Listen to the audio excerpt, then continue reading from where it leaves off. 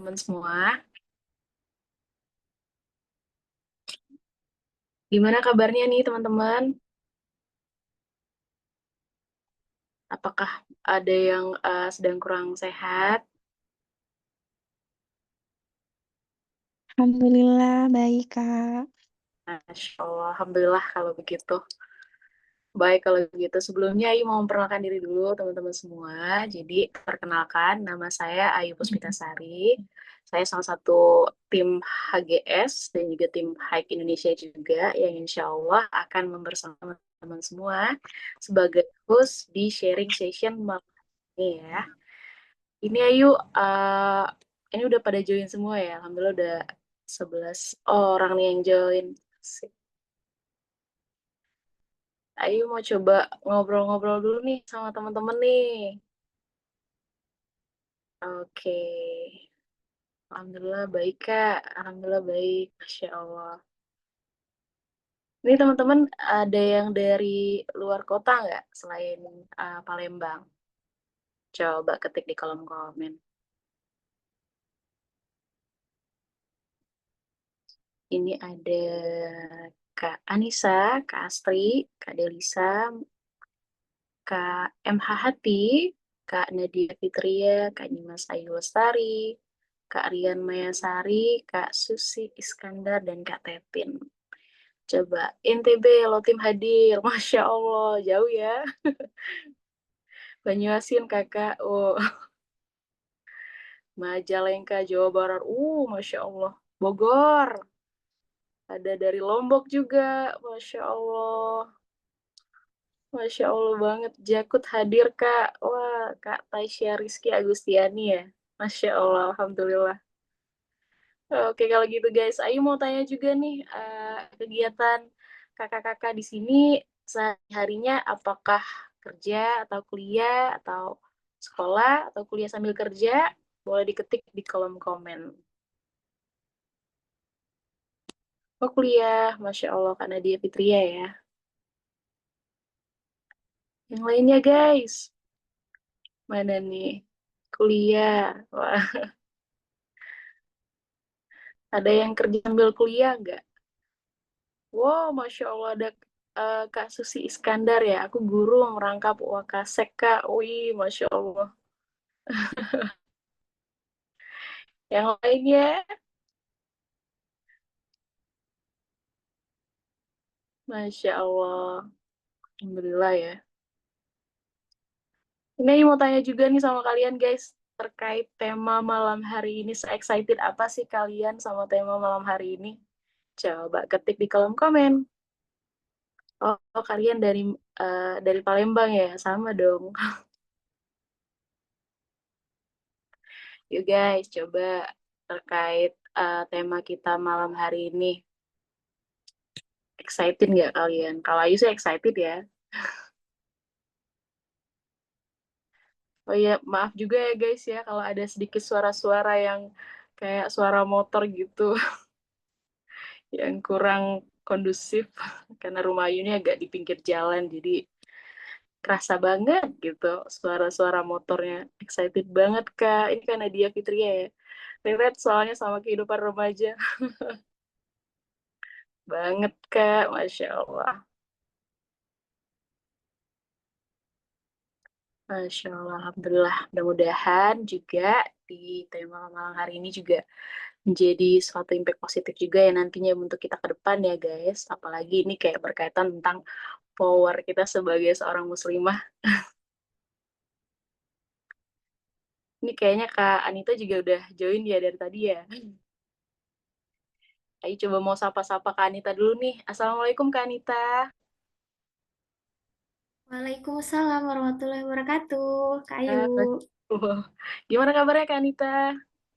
Alhamdulillah baik. Kak Ayu gimana? Alhamdulillah. Baik juga dong pastinya. Alhamdulillah. Gimana Kak Anita? Apakah udah siap untuk memaparkan materi malam hari ini? Insya Allah siap Kak. Siap ya.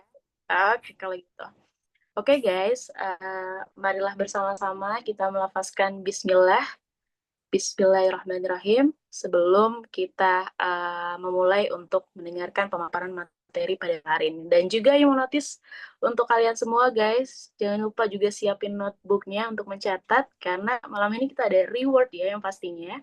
Untuk teman-teman yang udah effort banget nih ya, nyatet dan juga ngeresum, jangan lupa untuk uh, post di Instastory-nya guys. Ya, nanti jangan lupa tag Instagramnya Hike Indonesia dan juga tag juga uh, pemateri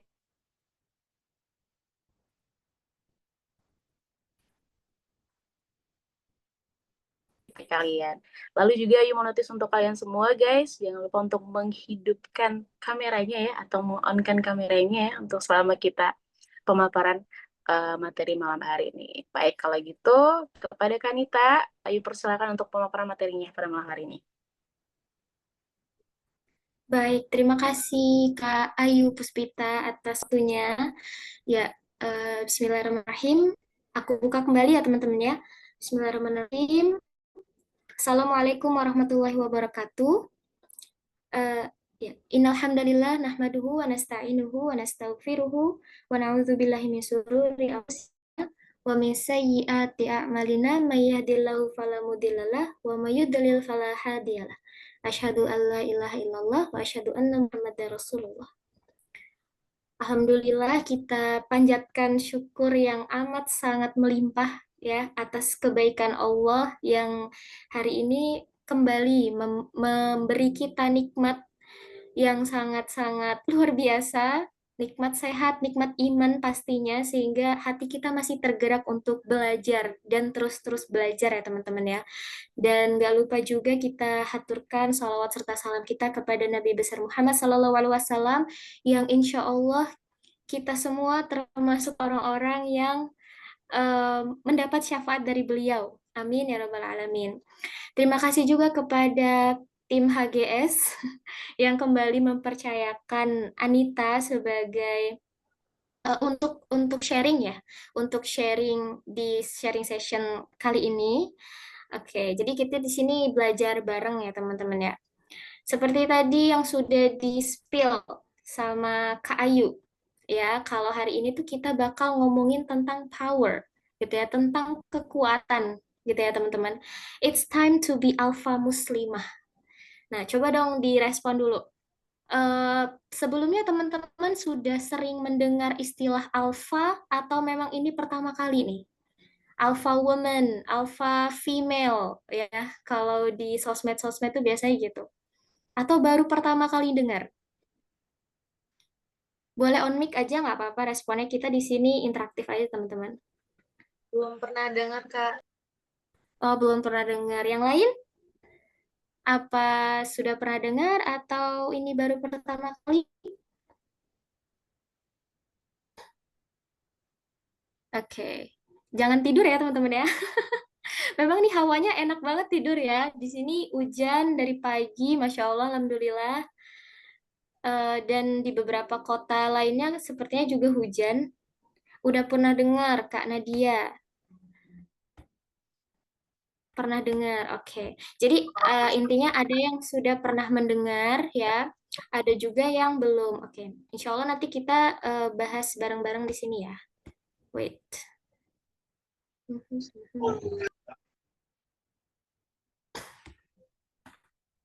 Oke. Bentar ya teman-teman, ini kenapa laptop aku ya? Sebelumnya suara aku maaf, jelas atau putus-putus? Kedengar, Kak. Jelas ya, Alhamdulillah. Teman-teman. Oke. Oke. Nah, tadi ada yang belum pernah mendengar, pertama kali mendengar. Ada juga yang sudah pernah mendengar, ya.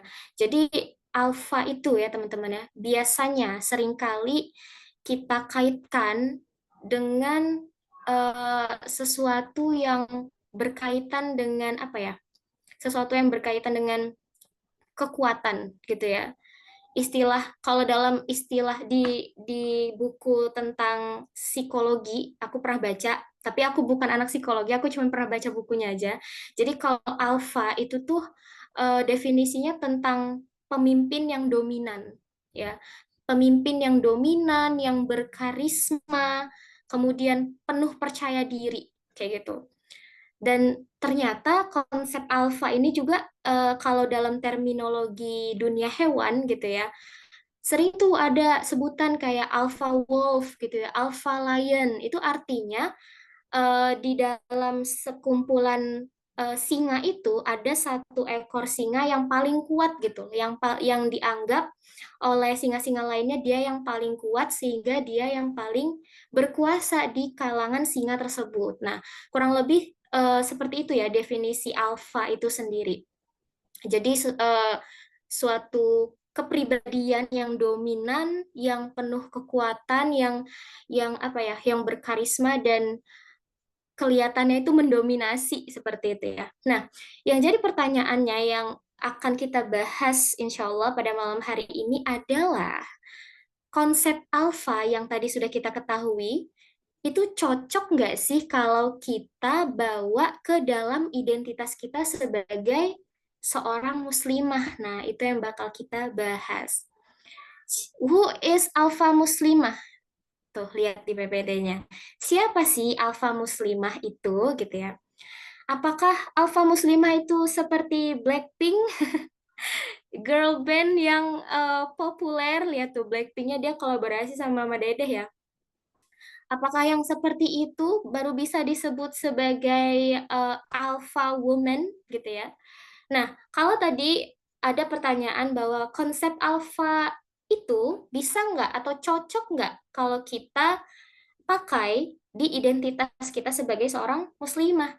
Jawabannya bisa banget gitu ya. Tapi ada catatan pentingnya gitu. Apa itu catatan pentingnya? Alfa muslimah itu teman-teman ya, bukan berarti wanita yang keras kepala. Bukan berarti wanita yang egois atau ngerasa lebih berpower, lebih unggul dari orang lain. Bukan seperti itu. Ya, kalau misal ada seorang muslimah yang dia mengaku sebagai aku adalah seorang alfa muslimah, tapi dia masih ngerasa lebih baik dari orang lain, ya bukan alfa, seperti itu ya. Itu namanya toxic alpha woman. Itu konsep alfa yang diusung oleh barat yang seperti itu. Ya, keras kepala, ego, mendominasi dan seterusnya. Tetapi dalam perspektif Islam justru seorang alfa ya, alfa muslimah ya, alfa woman dalam perspektif Islam adalah perempuan yang kuat kepribadiannya, kokoh imannya dan juga tegas prinsipnya. Tetapi di balik ketegasan itu, di balik dia, di balik kekokohan imannya dia itu, dia tetap lembut akhlaknya dan juga tetap menjadi seseorang yang penyayang seperti itu ya. Nah, kalau kita tarik ke sejarah misalnya ya, ada nggak sih contoh alfa muslimah pada zaman Nabi? Ada banget, tentunya ada banget.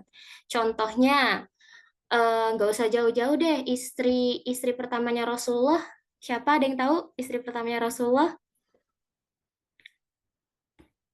Siapa yang tahu istri pertamanya Rasulullah? Pasti tahu lah, nggak mungkin nggak tahu ya. Iya, benar. Khadijah, Sayyidatina Khadijah. Wah, nge-lag lagi nih. Sorry ya teman-teman ya. Ya, Sayyidatina Khadijah binti Khuwailid. Ya, beliau itu kurang apa lagi ya? Kurang alfa apa lagi gitu. Kalau misal mau kita sandarkan dengan konsep alfa yang penuh dengan kemandirian gitu ya. Beliau itu sudahlah seorang pebisnis yang hebat gitu ya. Terus tuh juga imannya juga kokoh, nggak mudah apa ya, tergerus dengan perilaku konsumtif. Padahal dia tajir gitu ya, tapi dia bisa aja untuk menghambur-hamburkan uangnya gitu ya, membeli atau mendapatkan sesuatu yang dia mau yang sebenarnya itu kurang bermanfaat. Tetapi buktinya dengan ketajirannya dia, tajir melintir itu tidak membuat dia menjadi sosok wanita yang merendahkan orang lain gitu ya. Justru Khadijah itu sosok yang penuh integritas ya, cerdas, sukses. Jadi bahkan pada saat dia bersanding dengan Nabi Muhammad SAW, dia yang paling membela dan mendukung dakwahnya Nabi Muhammad SAW. Atau ada lagi Fatimah Al-Fihri. Nah, Fatimah Al-Fihri ini adalah sosok wanita yang pertama kali membuat konsep universitas atau kampus atau perguruan tinggi ya. Jadi buat teman-teman yang belum tahu nih, Fatimah Al-Fihri itu dia membuat sebuah perguruan tinggi yang dimana konsepnya itu dipakai oleh universitas-universitas yang ada pada seluruh dunia saat ini. Jadi konsepnya itu dilahirkan oleh seorang wanita. Coba bayangin ya teman-teman.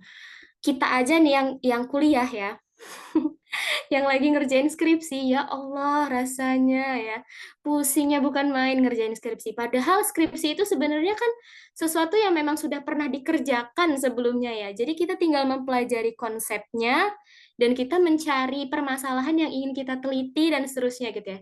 Intinya kita melakukan sesuatu yang sudah ada contoh.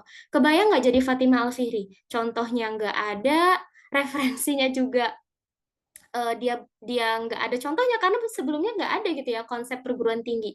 Jadi dia menemukan terobosan baru gitu sampai ke konsep membuat kurikulum ya, kurikulum, jurusan, bahkan ijazah pertama kali dan seterusnya itu konsepnya dari siapa? Fatimah Al-Fihri. Nah, kenapa dia bisa membangun sebuah universitas? Ya memang pada dasarnya Fatimah Al-Fihri ini lahir di keluarga bangsawan ya, tetapi dia mengalami musibah jadi suami dan ayahnya tuh meninggal di waktu yang berdekatan.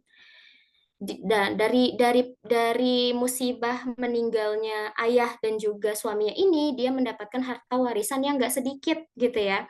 Nah, harta warisan yang melimpah inilah yang kemudian eh, apa ya, dipakai oleh dia ya, digunakan oleh dia untuk kemaslahatan umat, yakni apa?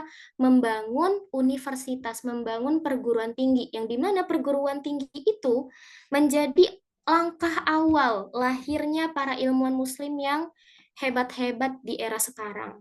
Ya, ilmuwan muslim yang menemukan hal-hal baru, hal-hal yang luar biasa yang kemudian konsep keilmuannya itu dipakai di era modern hingga saat ini. Jadi ya Allah, Masya Allah ya teman-teman ya. Kalau kita pikir-pikir, perempuan mana yang punya duit banyak, kepikiran bikin kampus, bikin perguruan tinggi.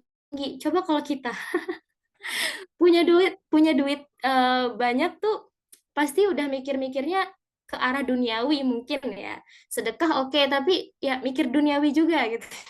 Tapi kalau Fatimah Al-Fihri, dia langsung mikir gimana caranya uang saya yang sebanyak ini itu nggak cuman saya nikmati sendiri, tapi diinvestasikan untuk kemaslahatan umat, kemaslahatan orang banyak.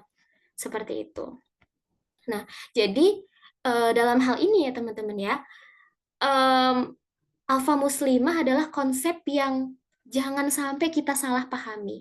Gitu ya. Kalau tadi alpha woman menurut society saat ini adalah sosok yang dominan, adalah sosok yang keberanian, berani, tapi beraninya itu lahir dari ego gitu ya. Nah, justru alfa muslimah ini hadir ya, dia pondasinya adalah keteguhan iman gitu.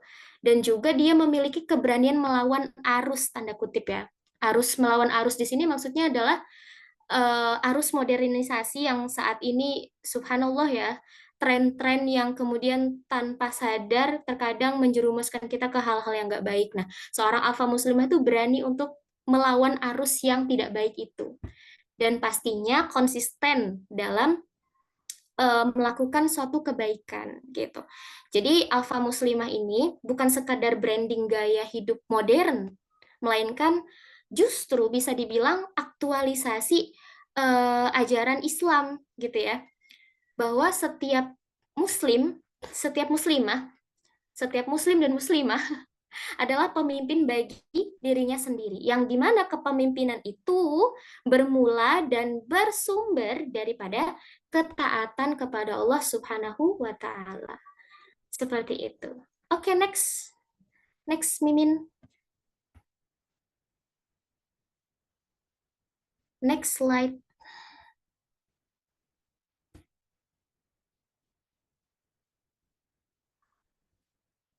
Waduh. Oke. Nah, mantap. Starter pack buat jadi alpha muslimah. Ya, persiapan atau preparation buat jadi alpha muslimah tuh apa aja modalnya? Yang paling basic, yang paling menjadi fundamental reasonnya kenapa kita harus menjadi alpha muslimah atau modal utamanya supaya kita bisa menjadi alpha muslimah, menjadi seorang muslimah yang berkarakter alpha gitu ya. Modelnya itu harus punya karakter yang kuat. Balik lagi, kuatnya bukan berdasarkan ego, tapi kuatnya apa tadi powernya? Yaitu ketaatan kepada Allah Subhanahu wa Ta'ala. Harus bisa punya karakter yang kuat. Kenapa kita harus bisa punya karakter yang kuat? Alasannya ada dua, teman-teman. Yang pertama, supaya kita bisa setting boundaries. Apa itu setting boundaries? Setting boundaries itu adalah kita membangun sebuah batas. Mungkin kalau divisualisasikan kita ngebangun sebuah benteng gitu ya. Benteng yang tinggi gitu. Tapi batas di sini maksudnya bukan hanya dalam hal menjaga batasan interaksi dengan lawan jenis, bukan hanya seperti itu, tetapi juga batas yang di sini ya, setting boundaries yang aku maksud di sini adalah kita bisa menentukan, diri kita bisa menentukan mana hal yang orang lain boleh terlibat, mana hal yang itu urusan kita sama Allah aja gitu. Contoh, perihal nutup aurat ya. Ini yang masih jadi problematika banyak sekali umat muslimah maksudnya. Ya, banyak sekali saudari muslimah kita yang masih kesulitan, masih sulit diterima oleh keluarganya ketika dia ingin memutuskan menutup aurat secara sempurna. Nah, ketika kita memahami bahwa menutup aurat secara sempurna, ya, meskipun tidak langsung sempurna, tapi kita mau dan bersedia untuk berproses, kita menyadari bahwa menutup aurat itu adalah kewajiban bagi seorang perempuan muslimah dan juga itu perintah Allah, gitu ya. Jadi yang nyuruh ini bukan atasan, bukan bos, ya, bukan direktur, bukan kepala sekolah, bukan. Tapi yang nyuruh ini adalah Allah. Jadi kita langsung dikasih perintah dari pusat kalau kita harus menutup aurat, kita harus menutup segala hal keindahan yang sudah Allah titipkan ini. Nah, ketika kita sudah menyadari itu, ya, dan ada manusia yang mengintervensi niat baik kita untuk menutup aurat, nah disitulah peran setting boundaries itu berfungsi. Oh, ini kan yang nyuruh Allah. Jadi mau dijustifikasi gimana pun, mau dibenci sama satu dunia pun, saya nggak bakal gentar. Nah, di situ kerasa banget tuh vibes alpha muslimahnya ya. Karena kita menyadari itu tadi, keberaniannya, kuncinya itu tadi, keberaniannya hadir dan eksis itu karena ketaatan kepada Allah. Itu yang pertama. Yang kedua, kenapa kita harus punya karakter yang kuat? Supaya kita terhindar dari people pleaser. Nah, siapa di sini yang masih jadi people pleaser? Ayo ngaku. Masih ada yang jadi people pleaser?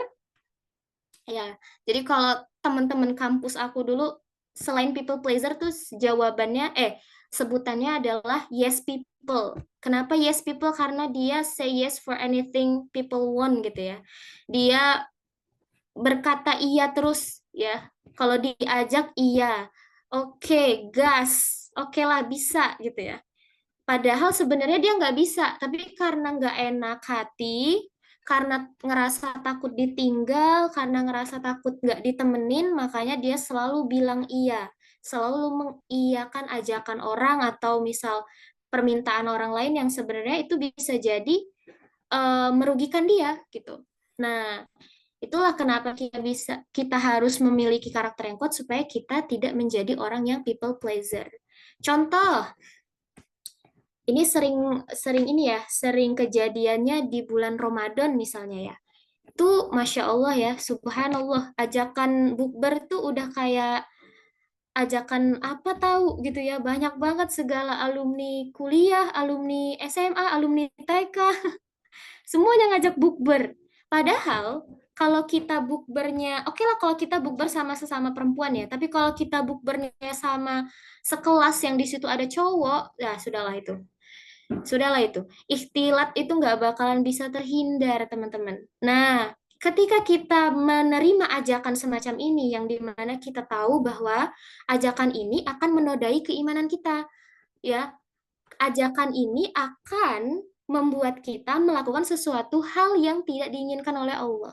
Nah, makanya kita di sini harus berani bilang tidak, berani untuk menolak gitu ya. Karena kita sadar bahwa apa yang hendak kita lakukan ini, kalau saya mau, wah ini ikhtilat atau bisa jadi halwat, misalnya yang perempuan karena udah malam ya pulang bukber, dianterin pulang sama yang cowok, misalnya nauzubillah mizalik ya. Nah gitu, jadi ikhtilat halwat itu nggak akan bisa terhindar selama kita campur baur, seperti itu ya. Nah, itu jadi kenapa kita alasannya harus punya karakter yang kuat supaya kita berubah yang tadinya jadi people pleaser menjadi Allah pleaser. Nah, sekarang pertanyaannya, gimana caranya supaya punya karakter yang kuat itu? Karena nggak semua orang ya punya lingkungan atau punya, mohon maafnya, punya pola asuh yang bisa membuat dia berkarakter kuat dari lahir gitu misalnya ya. Tapi bukan sesuatu hal yang terlambat juga untuk kita usahakan sekarang. Ya teman-teman ya. Nah, yang pertama itu ada formula 3C. Yang pertama clarity, confidence, dan juga konsistensi. Clarity atau tujuan yang jelas. Jadi ketika kita mau melakukan sebuah kebaikan atau kita mau melaksanakan perintah Allah yang kita tahu itu udah wajib banget ya. Misalnya contohnya selain menutup aurat, kita mau sholat tepat waktu. Yang tadinya kita molor-molor, tapi kita mau sholat tepat waktu. Nah kita harus mencari tujuannya dulu gitu ya. Tujuannya apa? Saya memperbaiki sholat saya biar apa gitu.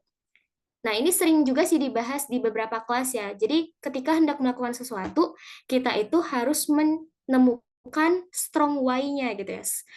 Alasan yang kuat kenapa harus melakukan kebaikan tersebut. Nah, jadi kita harus tahu dulu nih tujuannya. Tujuan kita melakukan kebaikan tersebut tuh untuk apa. Nah, setelah kita sudah membangun tujuan, kita sudah tahu nih tujuannya mau kemana dan untuk apa, kita harus confidence, kita harus pede. Karena ya, yang kita lakukan itu berada di koridor kebenaran gitu ya. Jadi kalau misal teman-teman mau sebanyak apapun dosanya, mau seberlumur apapun dosanya, misalnya di sini ada yang pernah melakukan dosa besar banget ya, terus dia malu untuk kembali sama Allah, waduh, itu jangan seperti itu ya. Jangan seperti itu, teman-teman. Jadi jangan sampai kita memperlakukan Allah sebagaimana kita memperlakukan manusia. Kita kan kalau buat salah sama manusia, mau baik lagi sama dia tuh malu ya. Tapi kalau sama Allah, justru Allah tuh akan menyambut ketika kita bergerak untuk kembali kepada Allah, Allah tuh akan menyambut. Seperti yang sering banget ya dinotis di Al-Quran tuh, Innallaha ma'as sabirin. Innallaha Innallaha yuhibbut tawwabin. Sesungguhnya Allah bersama orang-orang yang sabar. Sesungguhnya Allah mencintai orang-orang yang bertaubat. Nah, jadi kalau kita ingin melakukan kebaikan, walaupun sebelumnya kita itu adalah manusia yang paling hina, manusia yang paling kotor misalnya ya, tapi tergerak ingin melakukan kebaikan, ya pede aja gitu. Walaupun satu dunia ngebenci atau dikucilin sama lingkungan misal, tapi kalau kita tahu itu kebaikan yang berdasarkan dengan ketaatan kepada Allah, ya why not gitu. Jadi kita harus pede karena backingan kita tuh Allah, bukan siapa-siapa tapi Allah. Nah, kemudian ketika kita sudah tahu tujuannya, kita sudah mendapatkan rasa percaya diri itu, maka kita harus konsistensi melakukan perbaikan, konsisten maksudnya ya, melakukan kebaikan walaupun sekecil apapun gitu ya. Walaupun hanya misalnya contoh kita mau memperbaiki penampilan kita, Tapi belum bisa tuh sampai yang syar'i banget. Tapi minimal kita konsisten pakai kerudung aja dulu lah. Walaupun kerudungnya bergo, yang pundaknya masih kelihatan, misalnya nggak apa-apa, ya nggak apa-apa banget. Itu semua berproses. Ya, jadi tadi yang pertama tujuan yang jelas, yang kedua percaya diri, dan yang ketiga konsisten dalam melakukan hal kebaikan walaupun itu kecil ataupun sederhana. Nah, selain itu kita juga harus menghidupkan kembali jiwa leadership yang sudah Allah titipkan kepada kita semua, teman-teman, ya. Sebagaimana firman Allah dalam Al-Quran itu semua dari kalian adalah pemimpin gitu ya. Jadi kita tuh punya jiwa leadership ini tadi nih dalam diri kita. Nah, kita harus menghidupkan itu kembali. Caranya gimana? Caranya kita mengasah kemampuan mengendalikan diri. Ya, kemudian kesadaran akan identitas dan tanggung jawab sebagai seorang muslimah. Kemampuan mengendalikan diri ini berkaitan dengan apa ya, kemauan gitu ya teman-teman, atau emosional. Emosional itu bukan hanya kita mengendalikan amarah, mengendalikan kesedihan, mengendalikan bahagia misalnya, bukan seperti itu, tapi mengendalikan keinginan kita, misalnya contoh kita masih FOMO dengan hal-hal yang kurang berfaedah. Nah, itu juga masih berkaitan dengan emotional intelligence, pengendalian diri gitu ya. Dan kesadaran akan identitas dan tanggung jawab sebagai seorang muslimah. Nah, kita sebagai seorang muslimah ini punya tanggung jawab, punya identitas. Identitasnya apa? Ya tadi ya, sudah dibahas identitas itu kita harus tahu kapan kita harus tegas, kita berani, tapi semuanya bersumber kepada bersumber dari ketaatan kepada Allah Subhanahu wa taala. Seperti itu. Next slide. Mohon maaf ya teman-temannya, agak belibet aku ngomong. Alfa muslimah itu anti banget sama apa ini? Pertama, nggak taat sama Allah. Wah, sudah pasti. Gimana caranya jadi alfa muslimah? Kalau fondasinya aja dia nggak dapet, dia nggak punya, yaitu taat sama Allah gitu ya. Kemudian standar TikTok. Nah, ini jelas. Seorang alfa muslimah itu seperti yang tadi aku mention, dia berani untuk melawan arus yang buruk gitu ya, melawan arus era modernisasi seperti sekarang yang dimana standar kecantikan itu beragam banget, nggak ada, dan kita punya prinsip bahwa cantik itu nggak melulu soal fisik gitu ya. Standar kecantikan tuh nggak ada dalam Islam yang berkaitan dengan fisik gitu ya. Terus kemudian perilaku yang konsumtif. Nah, ini tadi. Ini berkaitan dengan pengendalian diri, teman-teman ya. Lalu, galauin lawan jenis. Wah, bener-bener ini jangan ya. Jadi kalau masih kita ngegalauin lawan jenis, waduh, jangan panggil kita alfa muslimah. Itu belum menjadi alfa tuh. Kalau masih ngegalauin lawan jenis ya. Lawan jenis tuh jangan digalauin. Ngapain kita ngegalauin lawan jenis? Lebih baik kita ngegalauin diri kita sendiri. Bisa nggak kita berkontribusi kepada agama ataupun masyarakat dengan sesuatu hal yang positif gitu ya? Atau gimana nih nanti nasib saya hidupnya gitu. Nasib maksudnya bukan berarti aku mengajak teman-teman untuk overthinking dengan masa depan ya. Maksudnya gini, kita sebagai seorang muslim kan tahu dunia ini sementara gitu ya. Dan kita tuh akan menghadapi yang namanya kematian. Nah, lebih baik kita ngegalauin ke arah sana gitu loh.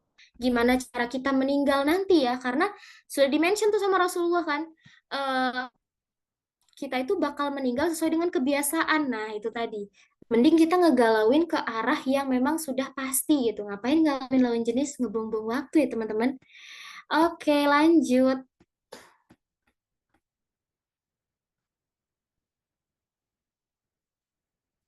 Nah, terus oh iya, tadi lupa ya aku mention bahwa gender alpha toxic alpha female atau konsep alpha woman ala barat itu selalu menggaungkan yang namanya gender equality ya, atau kesetaraan gender. Jadi kalau misal mereka jadi pemimpin, kita juga harus bisa jadi pemimpin gitu. Kalau misal laki-laki bisa jadi presiden, ya kita juga harus bisa jadi presiden gitu. Apakah benar seperti itu alfa muslimah? Apakah alfa muslimah juga harus mengusung gender equality? Ya, jadi kalau dalam Al-Quran sendiri, ya teman-teman bisa dibuka ya, surat Al-Ahzab ayat 35 itu, eh kita tuh punya chance yang sama antara laki-laki dan perempuan, punya peluang yang sama. Untuk apa? Untuk meraih pahala dari Allah. Innal muslimina wal muslimat. Semua laki-laki dan perempuan muslim, laki-laki dan perempuan yang beriman, yang khusyuk, yang ahli sedekah, yang berpuasa, yang menjaga marwahnya, semua mendapatkan ampunan dan pahala yang besar dari Allah. Tuh. Di kurang setara apa lagi ya? Jadi Allah tuh nggak membeda-bedakan antara laki-laki dan perempuan untuk fastabikul khairat, untuk berlomba dalam kebaikan, untuk sama-sama mengumpulkan pahala sebanyak-banyaknya. Jadi antara laki-laki dan perempuan itu nggak ada bedanya, gitu ya. Sama-sama punya kesempatan yang besar.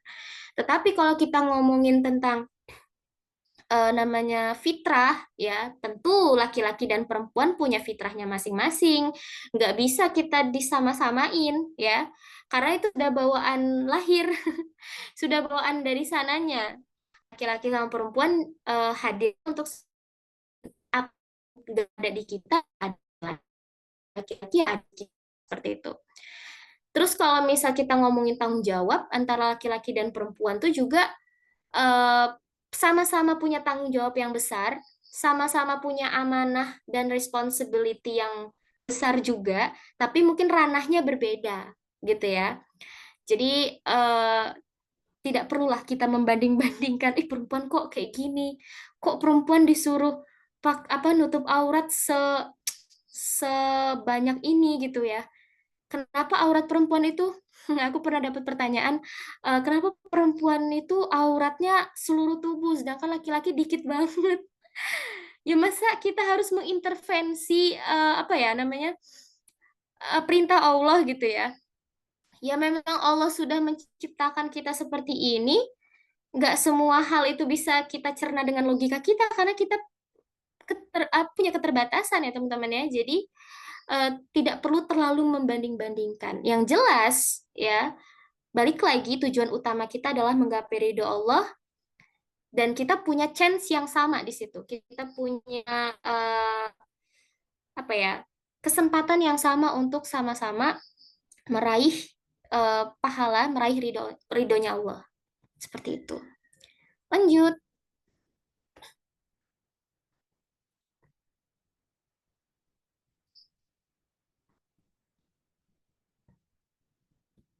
Nah, ini dia, kurang lebih ini kesimpulan dari perbedaan antara toxic alpha female, konsep alpha female yang konsep alpha female yang toxic yang ala barat versus alpha muslimah. Yang pertama, standar suksesnya adalah materi dan popularitas. Sedangkan kalau alpha muslimah, standar suksesnya adalah iman dan ridhonya Allah gitu ya. Nah, jadi istilah alpha woman di era modern ini sering dipahami dengan cara yang agak itu tadi, standar suksesnya adalah dunia gitu ya. Ya nggak masalah juga kita ngejar dunia, nggak ada yang melarang itu, tapi jangan lupa juga untuk meraih kesuksesan yang lebih abadi gitu, yaitu apa? Iman dan ridho Allah. Jadi kita juga harus cermat teman-teman ya, sebagai perempuan yang perasa, sebagai perempuan yang sensitif, ini lebih sering termakan dengan apa yang ditampilkan di sosial media gitu ya. Di sosial media, di film ya, sering memotret perempuan tangguh itu sebagai sosok yang ambisius, sebebas-bebasnya, dan juga arogan. Ya, seolah-olah ukuran keberhasilan seorang perempuan itu adalah ketika dia bisa menguasai orang lain gitu ya, atau selalu di apa ya, spotlight, selalu menjadi perhatian, nah gitu. Nah, sedangkan standar standar alfa muslimah itu berbeda. Ego yang mendominasi dan anti kritik. Nah, ini tadi yang aku bilang ya. Sedangkan Kan kalau alfa muslimah itu tegas tapi penyayang, kemudian juga dia mampu untuk berkomunikasi secara asertif. Komunikasi secara asertif itu yaitu tadi kita tahu kapan waktunya kita harus bersikap tegas, kapan waktunya kita harus menggunakan karakter kita yang lemah lembut sebagai seorang perempuan. Kemudian kepemimpinan yang berakhlak, tanggung jawab, sadar akan tanggung jawab dan identitas kita sebagai seorang muslimah, kemudian percaya diri, yang dimana percaya dirinya itu karena kita sadar backingan kita Allah, kemudian kita kuat hatinya, tenang, dan juga kita berdaya gitu. Jadi bukan berarti alfa muslimah itu nggak boleh sedih ya. Boleh lah, kan kita manusia. Tapi kita kuat karena kita tahu bahwa yang sama kita tuh Allah gitu, yang nemenin kita di setiap perjalanan kita di dunia ini adalah Allah. Jadi Allah tuh nggak lepas tangan gitu aja sama kita. Nah inilah yang kemudian membuat kita kuat kepribadiannya gitu ya, kuat menjalani hari-hari yang meskipun sambil ya Allah gitu. Tapi kita kuat karena kita sadar bahwa backingan kita tuh Allah. Ya, kita ditemenin sama Allah. Tenang dan juga berdaya. Sedangkan kalau toxic alpha female, kebebasan yang absolut. Nah, itu tadi dia bebas sebebas-bebasnya gitu. My body, my choice, cenah. My body, my choice. Em, badanku atau tubuhku adalah pilihanku. Jadi terserah mau aku apain. Mau aku bajuin kek, enggak kek, terserah aku. Ini kan badan-badan aku. Ya kurang lebih seperti itu ya teman-teman ya. Kemudian arogan, ngerasa aku nggak butuh siapa-siapa, aku bisa sendiri, aku nggak butuh laki-laki gitu ya. Akulah yang paling benar di muka bumi ini. Perempuan itu selalu benar. Siapa tuh yang sering kayak gitu? Perempuan tuh nggak pernah salah, kita tuh selalu benar. Ya, memang sekilas kedengarannya keren teman-teman ya. Tapi kalau kita lihat lebih dalam, justru ya itu tadi melahirkan toxic mindset, ya mindset yang nggak beres gitu, individualis, egois, bahkan mudah ngerendahin orang lain, gitu ya teman-teman ya. Nah jadi perbedaan yang paling mendasar itu tadi intinya adalah yang satu berpusat pada ego dan dunia, dan yang satunya itu berpusat pada iman dan misi akhirat, teman-teman ya. Jadi jangan sampai keliru nih, ya, jangan sampai keliru. Mungkin sekilas toxic alpha female ini kelihatannya lebih powerful gitu ya. Di luarnya lebih powerful, tapi kalau misal kita uh, lihat di dalamnya dia rapuh, ya, dia rapuh, teman-teman, karena sandaran dia bukan Allah tapi dunia, gitu ya. Sementara kalau alfa muslimah mungkin kelihatannya sederhana penampilannya gitu ya, slow living, ya, tidak terlalu trendy, tidak terlalu up to date dengan tren masa kini gitu ya.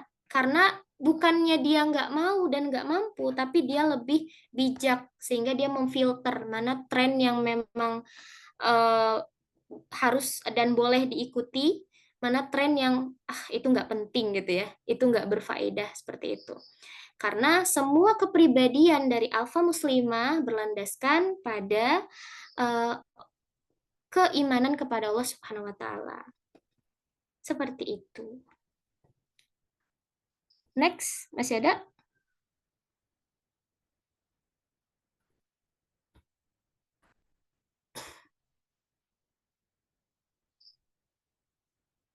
Oke, sampai situ teman-teman mungkin itu bisa aku sampaikan. Ya kita di sini sharing dan belajar bareng aja ya teman-teman ya. Mohon maaf kalau selama pemaparan materi tadi ada mungkin istilah-istilah yang keliru atau penyampaian yang mungkin tidak tepat, ya mohon dimaafkan. Kita di sini belajar bareng-bareng. Terima kasih atas perhatiannya. Kita lanjut diskusi ke Q&A session. Aku kembaliin ke Kak Ayu Puspita. Siap, kalau gitu. Terima kasih banyak Kana untuk pemaparan materinya. Masya Allah, insightful sekali ya.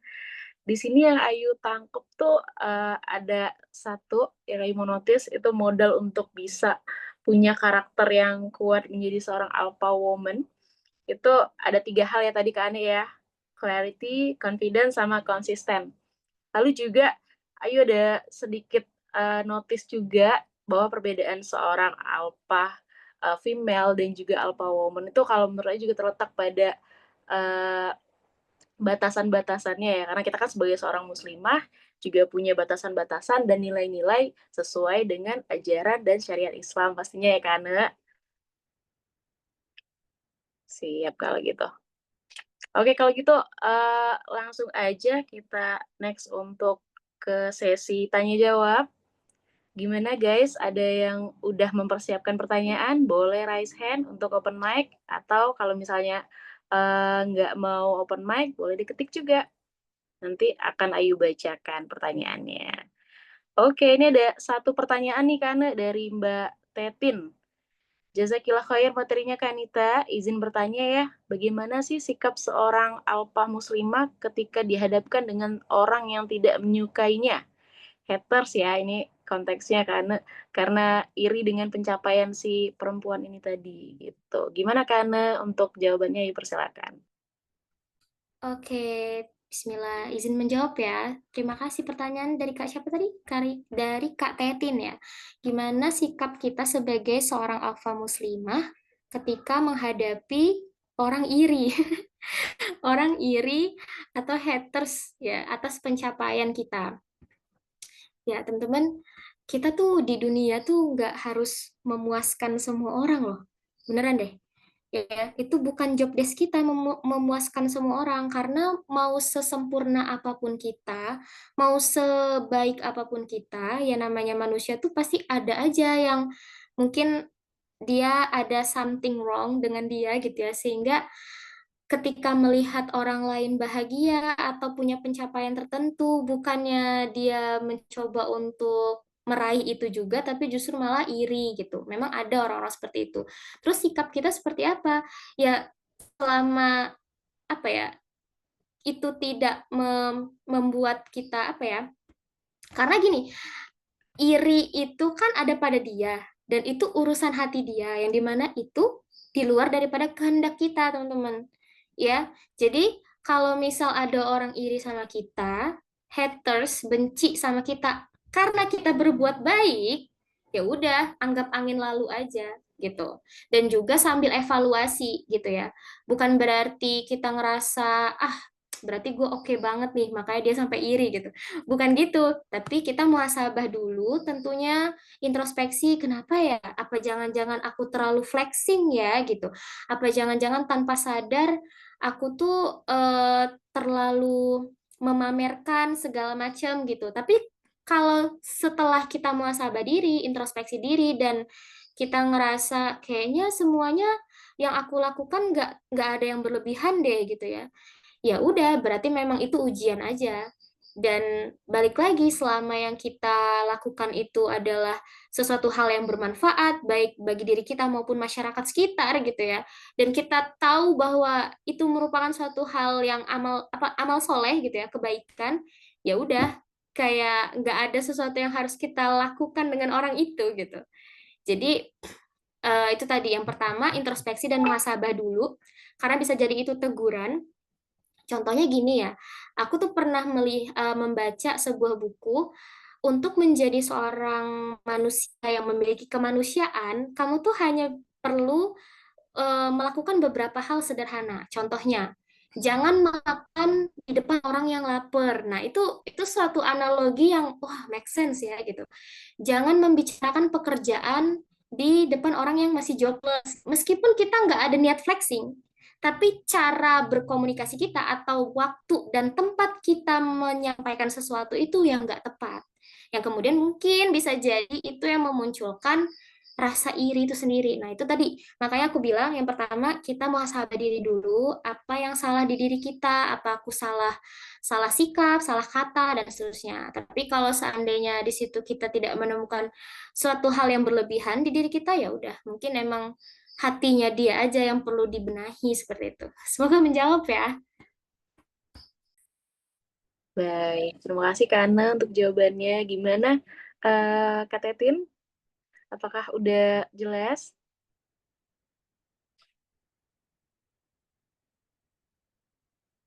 Masya Allah, jazakillah khair untuk pencerahannya Kak Anita. Barakallahu fikum. Jelas banget, alhamdulillah.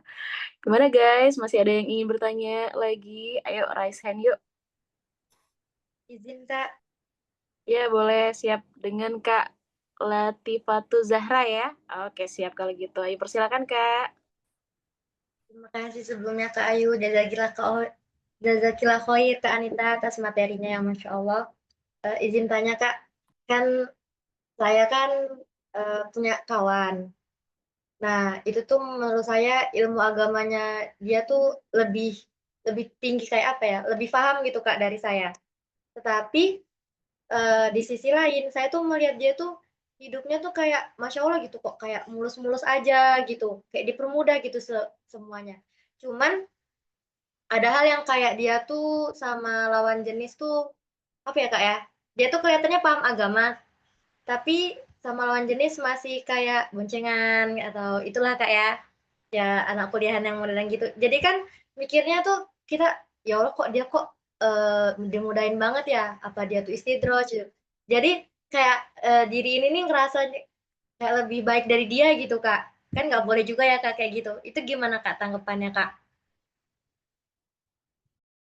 Kak, Oke, kalau gitu. Mungkin langsung aja Kak Ane. Gimana Kak? Oke, izin menanggapi ya dari pertanyaan tadi. Memang di era sekarang tuh ya teman-teman, sepertinya orang-orang tuh sangat-sangat mudah gitu. Termasuk aku dulu juga kayak gitu. Mudah untuk mengecap paham agama ke orang lain. Ya, sesimpel nih contoh ya, contoh yang ada di lingkungan aku. Sesimpel kamu bisa solawatan dengan suara yang merdu, wah itu langsung disanjung-sanjung. Dia adalah pemuda yang paham agama gitu ya, atau biasa jadi khotib di sholat Jumat misalnya gitu ya. Wah, dia paham agama sekali, ngajinya bagus, makhrajnya Masya Allah, tabarakallah gitu ya. Itu langsung dapet stempel kalau dia tuh paham agama. Padahal paham sama tahu itu beda. Ya, kalau paham, dia tahu dan menjalankan atau menerapkan dalam kehidupannya. Seperti itu. Ya, itu yang perlu kita pahami dulu.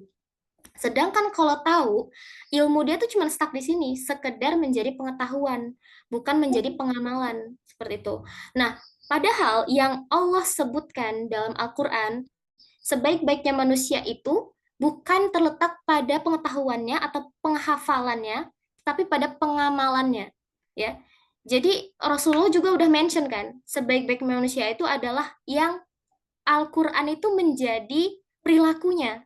Berarti di sini orientasinya adalah pada pengamalan, bukan pada hafalan atau pengetahuan seperti itu. Bukan berarti pengetahuan atau kita menghafal Quran itu nggak penting, tapi lebih penting lagi ketika kita berhasil mengamalkan itu. Ya teman-teman ya. Jadi kalau misalnya ada kita ngelihat saudari Muslim kita yang bermasalah, bukan bermasalah ya sebutannya, dia sepertinya belum menerapkan apa yang kelihatannya sudah dia kuasai gitu ya. Kayak tadi mbaknya bilang, sepertinya dia tuh lebih paham dari saya, tapi kok dia masih boncengan? Nah, bisa jadi dia hanya tahu, tapi belum bisa menerapkan itu gitu ya. Dia masih kalah dengan nafsunya. Nah, maka sikap kita, kalau kata Rasulullah, ketika kita melihat suatu kemungkaran, tegurlah dengan tangan. Kalau kita tidak mampu, tegurlah lewat lisan. Kalau kita nggak mampu, kita doakan. Ya, jadi kembali lagi ke diri kita, kalau misalnya kita punya kapasitas untuk berkomunikasi sama dia, kita ajak diskusi bareng-bareng yang harusnya diskusi itu tidak memojokkan ya. Karena orang-orang kayak gitu nggak bisa kita kayak ceramahin gitu, kamu tuh salah, kamu tuh keliru. Meskipun memang harusnya ngomongnya kayak gitu ya, karena dia kan sedang keliru. Tapi ya nggak bisa, karena pasti mental gitu. Jadi kita ajak diskusi dari hati ke hati gitu ya. Kenapa dia melakukan demikian-demikian. Tapi kalau misalnya kita nggak punya akses ke situ, ya udah kita mendoakan. Karena itu yang bisa kita lakukan ketika melihat saudari muslimah kita masih apa ya, istilahnya itu masih tadi belum menerapkan syariat dengan baik dan benar seperti itu. Ya, Kak Latifah, semoga menjawab. Oke, gimana Kak Latifa? Untuk jawaban dari Kak Ana, apa udah jelas? Masya Allah, terima kasih Kak Anita. Maaf Kak Ayu, mau Boleh, izin gimana? tanya lagi. Kalau Boleh banget. jadinya kan tadi kan eh, saya sebagai temannya kan kayak ngerasa kan kayaknya aku nggak ngelakuin kayak dia, tapi kok hidup aku nggak semulus dia. Jadi kan ngerasanya Hmm. paling baik gitu kan Kak Anita jadinya diri ini nih. Itu gimana Kak? Cara Nah, buat ngelawan diri biar nggak ngerasa paling baik. oke, siap. Nah, jadi gini teman-teman, konsepnya gini. Ketika kita melihat orang lain mendapatkan musibah, ya, maka kita harus tanamkan nih di pikiran kita, itu bentuk cinta Allah kepada dia. Itu bentuk cinta Allah kepada dia, ya.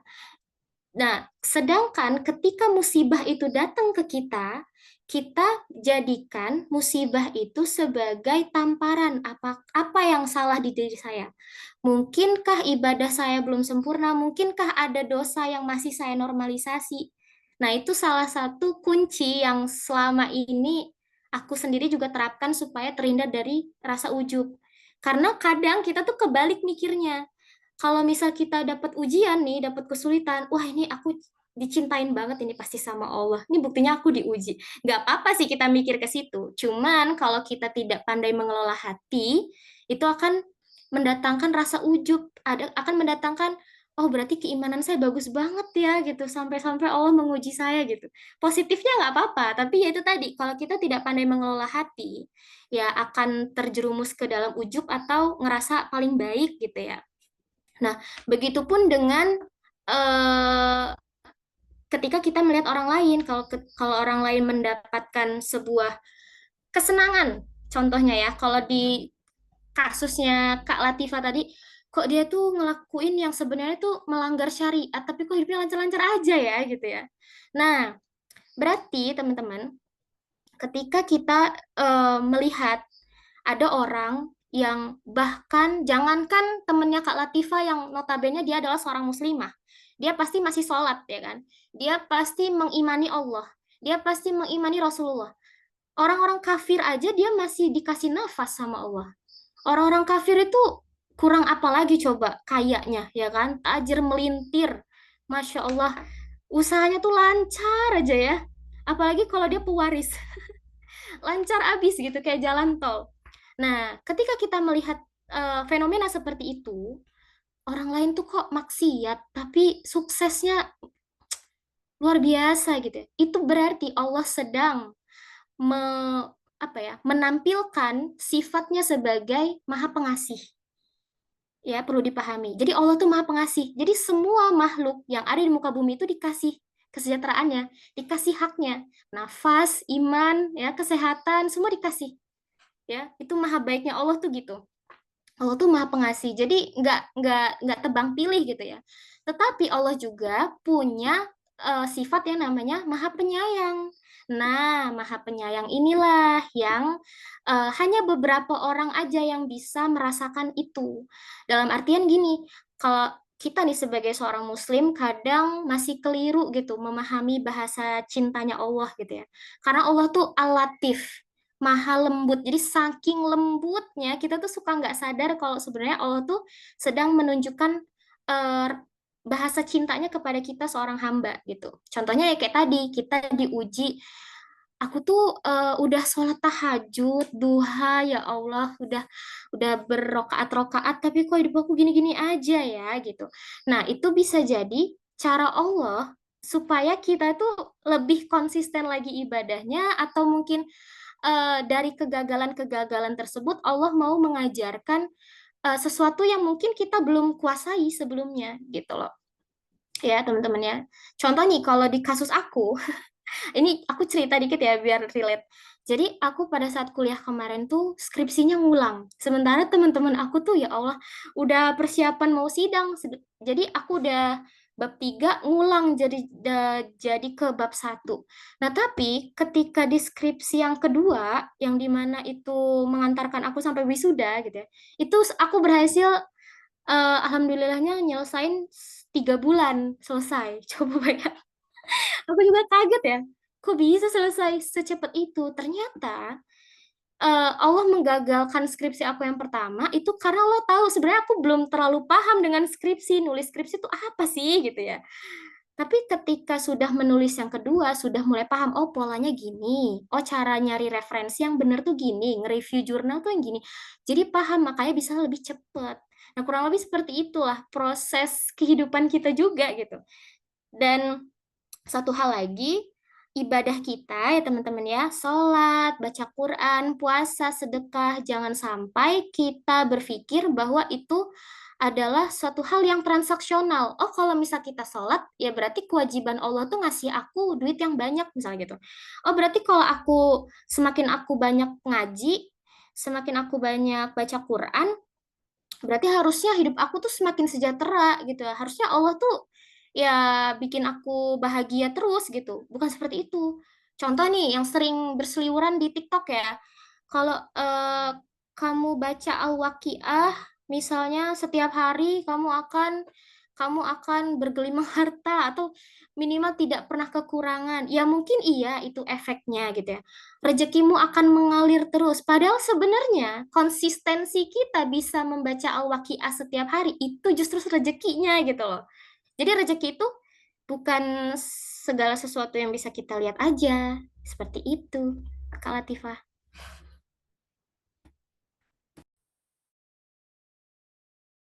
Oke, Masya Allah. Itu lengkap banget ya jawaban dari Kak Anita. Gimana tuh Kak Latifah? Jazakillah khair Kak Anita, terima kasih banyak. Masya Allah. Sama-sama. Alhamdulillah. Oke, ada yang mau bertanya lagi guys? Boleh raise hand untuk open mic. Atau enggak, boleh diketik juga.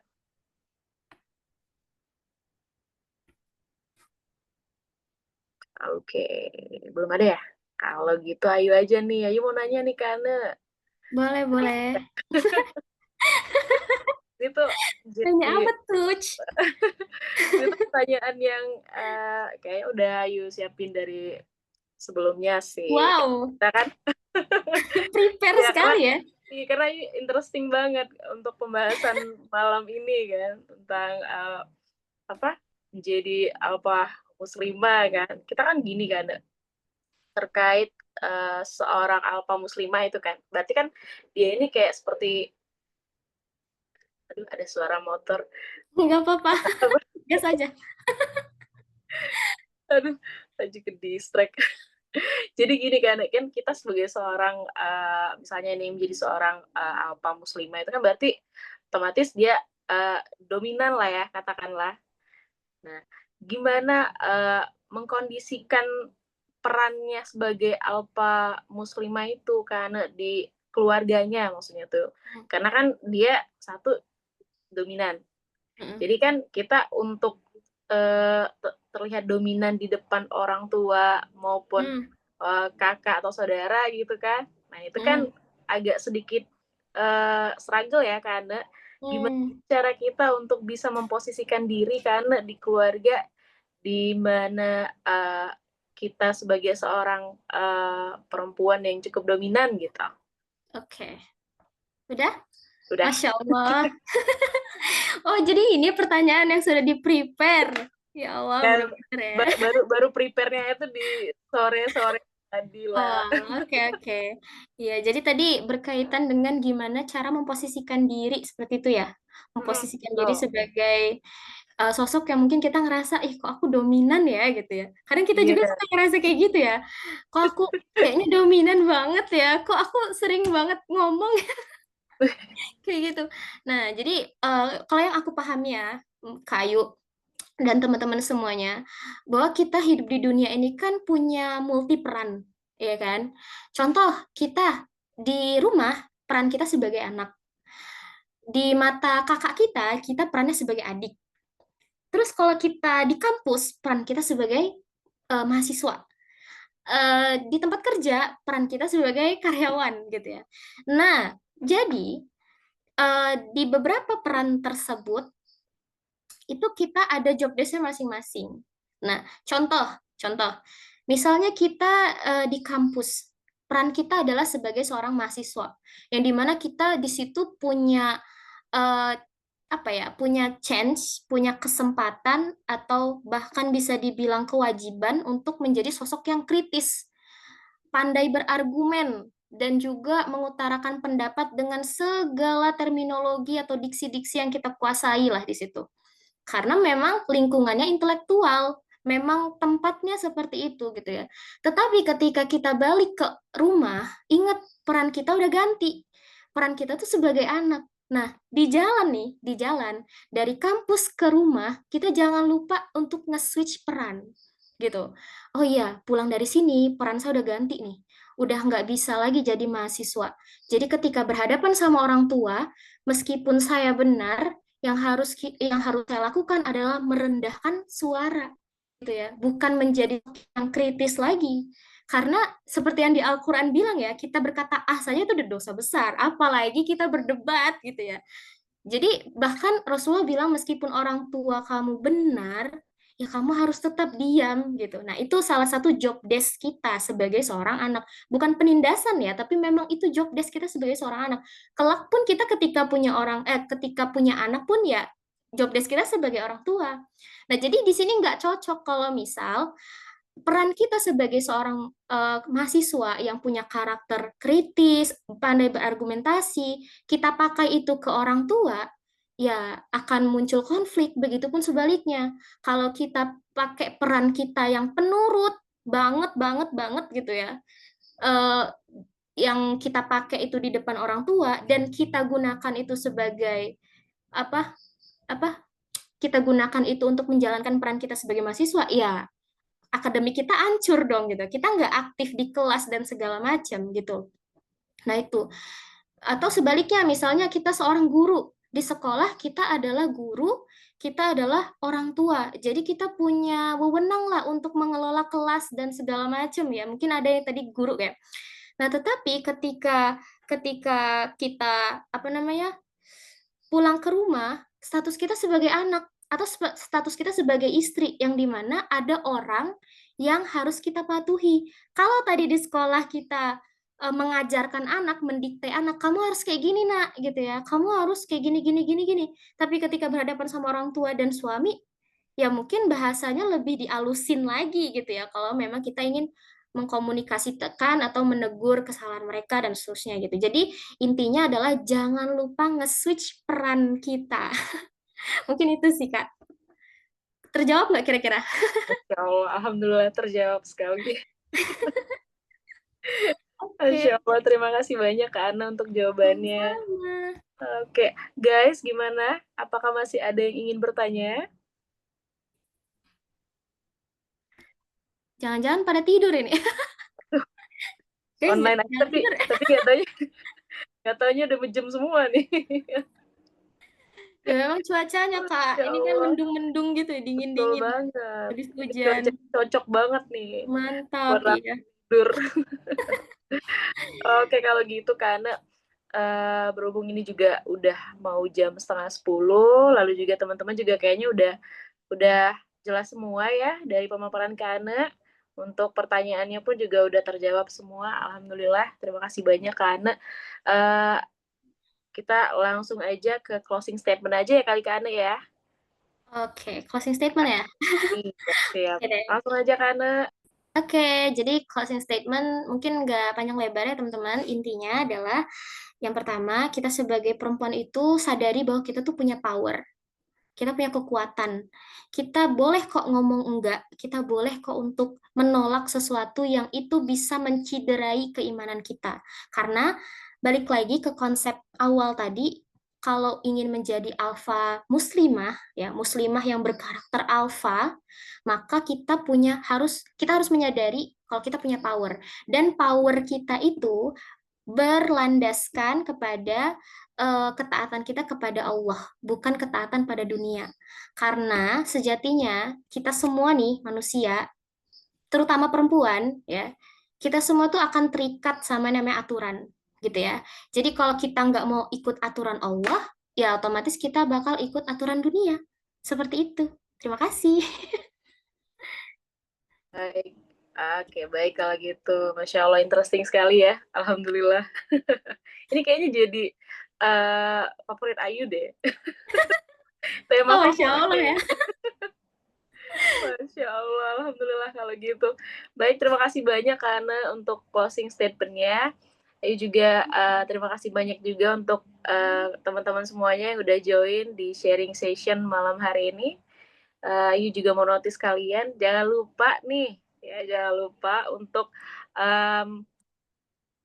post untuk resume dan catatannya di Instagram story kalian. Tag juga di Instagram kita, Hype Indonesia, serta tag juga Instagramnya pemateri kita, Kak Anita, atau Kak Ane ya, kalau biasa Ayu suka manggilnya Kak Ane. Oke, jadi salah satu dari posan yang kalian itu jangan lupa buat kreatif ya guys ya. Sekreatif mungkin. Jadi nanti akan ada satu orang yang beruntung yang akan mendapatkan reward dari Kak Ane atau Kak Anita. Ada Wah, dong, ada apa nih Kak? Ada yang spesial pastinya. Jadi buat sekreatif mungkin ya guys ya. Oke, kalau gitu. So, terima kasih banyak guys untuk kehadirannya dan partisipasinya pada malam hari ini. Ayu juga ganti-intinya juga mengingatkan terus selalu untuk join di kegiatan-kegiatan HGS maupun Hike Indonesia dengan cara gimana? Dengan cara pantengin terus Instagramnya karena kita akan ada share setiap minggunya kegiatan-kegiatan sharing-sharing online bersama pemateri-pemateri yang insightful dan interesting sekali. Oke, dan juga nih bagi teman-teman, oh, Masya Allah, yuk go. Mimin hike ya itu. Lalu juga yuk mau ingetin kalian juga nih, kalau misalnya kalian lagi OTW, mau ada plan untuk ke pernikahan, kan kita tuh perlu banget ya, karena ya, terkait materi-materi pranikah dan parenting, nah itu bisa banget guys. Kalian bisa pantengin juga Instagramnya Akademi Pranikah, karena bakal ada setiap minggunya juga kegiatan-kegiatan kayak sharing-sharing online, kelas-kelas pranikah maupun kelas-kelas parenting yang akan diinfoin setiap minggu pasti. Dan jangan lupa ikutan, pantengin terus guys.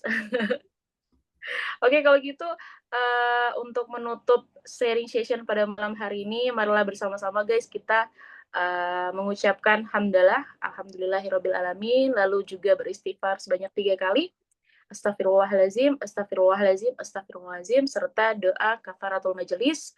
Subhanakallah wa bihamdika, asyhadu alla ilaha illa anta, astaghfiruka wa atubu ilaih. Assalamualaikum warahmatullahi wabarakatuh. Terima kasih banyak guys. See you di next session. Sharing session, Neng. Sharing session berikutnya. Assalamualaikum. Terima kasih. Assalamualaikum. Waalaikumsalam.